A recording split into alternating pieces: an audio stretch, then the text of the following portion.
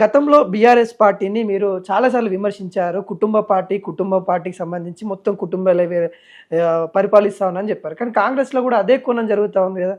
ఈ కోమటిరెడ్డి బ్రదర్ చూసుకున్నా కానీ మన మీరు భలే గమ్మతిగా అడుగుతారయ్యా. కుటుంబ పాలన కూడా రాజగోపాల్ రెడ్డి గారు, కోమటిరెడ్డి గారికి ఆయనకు ఒక 60-62 ఏళ్ళు. ఒక్క నిమిషం అందరూ చెప్తా, నేను అందరివి చెప్తా, ఒక్క నిమిషం. కోమటిరెడ్డి గారికి 60-62 సంవత్సరాలు ఉంటాయి, రాజగోపాల్ రెడ్డికి 50-55 ఏళ్ళు ఉంటాయి. వీళ్ళ పిల్లల పెళ్లి అయింది, వాళ్ళ పిల్ల పెళ్లి అయింది, మనవాడు మనవరాలు వస్తుండ్రు. వినండి అయితే వాళ్ళు రాజకీయాలలో ఎప్పటి నుంచో ఉన్నారు. అయితే ఇంక ఉండకూడదా అంటే ఇప్పుడు వినండి, వాళ్ళ పొయ్యిలు వేరు, వీళ్ళ పొయ్యిలు వేరు. అయితే ఉండడం తప్ప అది. వినండి, ఉత్తమ్ కుమార్ రెడ్డి గారు వాళ్ళ పద్మావతి గారు 20 ఏళ్ళ రాజకీయాలలో ఉన్నారు, ఉండకూడదా అండి? అంటే పాలిటిక్స్ లో ఉండడం తప్ప. ఏదో రీసెంట్ గా వచ్చిండ్రు, 5 ఏళ్ల కింద వచ్చిండ్రు, 3 ఏళ్ల కింద వచ్చిండ్రు, ఇద్దరు రాజకీయాలు చేస్తున్నారు, సీట్ ఇచ్చిండ్రు అని. రాజకీయాలను 4 ఫాదర్స్ నుంచి చేస్తున్నారు వాళ్ళు. వాళ్ళ రాజకీయాలను నువ్వు నేను ఎట్లా తప్పు పడతాను చెప్పండి? అవును, ఇలా వివేక్ గారు ఉన్నారు, వినోద్ గారు ఉన్నారు, వాళ్ళ పాలిటిక్స్ వాళ్ళకు ఉంటాయి. కుటుంబ రాజకీయాలు అంటే ఏదో ఇంట్లో ఇప్పుడు తండ్రి ఉంది, తండ్రికి ఇవ్వకపోతే సీటు బిడ్డకి ఇచ్చిన తర్వాత ఏదో ఇచ్చిందని అది వేరు. ఎప్పుడో వీళ్ళు కుటుంబాలు వేరైపోయినాయి, పిల్లలు అయిపోయారు, మనవరాళ్ళు వచ్చినాక కుటుంబం అని ఇక కుటుంబంలో చేరండి అంటే కుటుంబంలో రాజకీయాలు చేయాలి. అట్లా కాదండి, కుటుంబం వేరు. వినండి, కేసీఆర్ అన్న సందర్భం వేరు. కేసీఆర్ గారు ఏం చెప్పారు? తెలంగాణ వస్తే కాపల కుక్కలాగా నేను ఉంటాను, నేను నా పిల్లమే ఉంటదని అని ఆఫ్ ద రికార్డ్ మీరు చూడండి. ఆ మాటకి మేము కౌంటర్ ఇస్తున్నాము. కుటుంబం రాజకీయం ఇద్దరే ఉంటాన్నోడు కొడుకేడికెళ్ళి వచ్చింది, బిడ్డేడికెళ్ళి వచ్చింది, అల్లుడేడికెళ్ళి వచ్చిందని మేము అడిగినాము. దానికి మీరు వినండి, ఏం లేరు. కవిత గురించి ఎవరు తెలియదు? ఎప్పుడు వచ్చిందామే రాజకీయాలకి? ఆమె కన్నా ముందు వచ్చిన వాళ్ళు ఉన్నారు. కేటీఆర్ ఎప్పుడు వచ్చినారండి? 2006కు ముందు ఎక్కడున్నారు వాళ్ళు? హరీష్ రావు గారు ఉన్నారు రాజకీయాలల్లో. ఒక్క మాట మాట్లాడేటప్పుడు పైన మాట్లాడితే ఆకాశం మీద మన మీద పడుతుంది. మీరు కుటుంబ పార్టీని వైఎస్ ఎక్కడోన్నా నీ బిడ్డను తీసుకొచ్చి తెలంగాణ రాష్ట్రంలో ఎంపీని చేసినావు. ఆమెకన్నా ముందు, అంతకన్నా ముందు ఉన్న వాళ్ళు లేరా? మహిళలు లేరా? ఉద్యమకారులు లేరా? పద్మ దేవేందర్ రెడ్డి లేదా? ఆమెకెందుకు ఇవ్వలేదు ఎంపీ సీటు? ఆమెకెందుకు ఎమ్మెల్సీ లేదు ఓడిపోయిన తర్వాత? తులవుమ్మ లేదా? తులవుమ్మ గారు ఉద్యమ నాయకురాలు, ఎప్పటి నుంచో ఉందా ఆమెకెందుకు ఇవ్వలేదు? చాలా మంది ఉన్నారు కదా బీఆర్ఎస్ పార్టీలో. వాళ్ళకి ఇవ్వకుండా నీ బిడ్డకి ఇచ్చుకొని ఉన్నది చెప్తే రాజగోపాల్ రెడ్డి గారు, కోమటిరెడ్డి గారు, ఉత్తమ్ పద్మావతి గారు అంటారు. వాళ్ళు 30 ఏళ్ళ నుంచి తేడా 100% ఉంది. వాళ్ళు ఒక్కరు పేరు చెప్పి ఒకరు ఉండరు.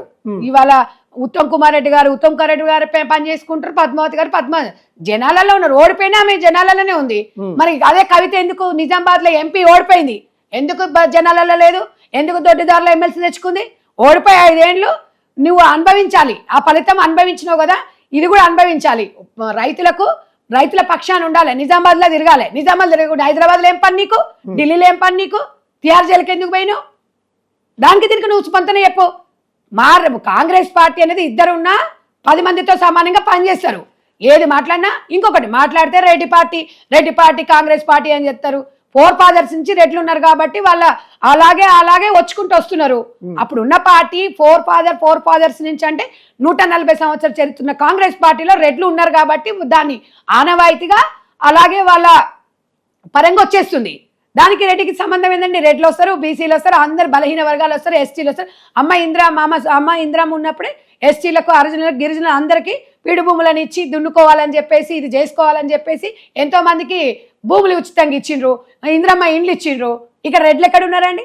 రెడ్లను సమానంగా చూస్తున్నారు, ఎస్సీలను, బీసీలను. ఇవాళ కాంగ్రెస్ పార్టీ కదండి బీసీ నినాదం తీసుకొచ్చింది.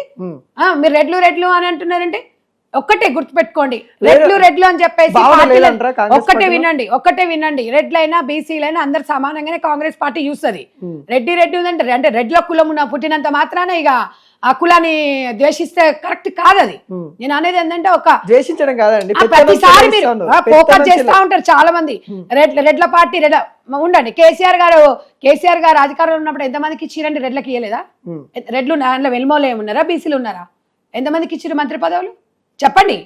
ఏ పార్టీ లేదు. బీజేపీ పార్టీలో లేరా రెడ్లు? ఇప్పుడు కాంగ్రెస్ పార్టీ ఒకటే రెడ్లేదు ఎందుకు ఉంటుంది? అవి అవాస్తవం. అందుకే బీసీ నినాదం 42% మేము తీసుకొచ్చి బిల్లు పెట్టిన తర్వాత మరి బీజేపీ పార్టీ వాళ్ళు ఎందుకు పార్లమెంట్ లో బిల్లు పాస్ చేపిస్తలేరు? అది మీరెందుకు అడగారు? వాళ్ళు ఎంబడి పోయి 60% మంది రెడ్డిలే కనబడతా ఉన్నారు. ఒకటి నేను అదే చెప్పిన తమ్మి, ఎప్పటి నుంచో ఉన్నోళ్ళు, కొత్తగా ఏం రాలే. ఇప్పుడు నిన్నగాక మొన్న వచ్చేసి బీసీ సీటుని రెడ్డి సీటుకి ఏమి ఇవ్వలేదాడ. మరి అప్పుడు పార్టీ కోసం పనిచేసిన పక్కకు దోస్తారా? మరి మీరు కాదు, ఇప్పుడు ఆ నాయకుడిని ప్రజలు ఎన్నుకున్నారు. ఇప్పుడు ఒక సీట్ కోసం 10 మంది పోటీ చేస్తారండి. ప్రజలు ఏ నాయకుడిని ఎన్నుకున్నా ఆ నాయకుని మనం గౌరవించాలి. కులాన్ని చూడకండి మీరు ఇక్కడ.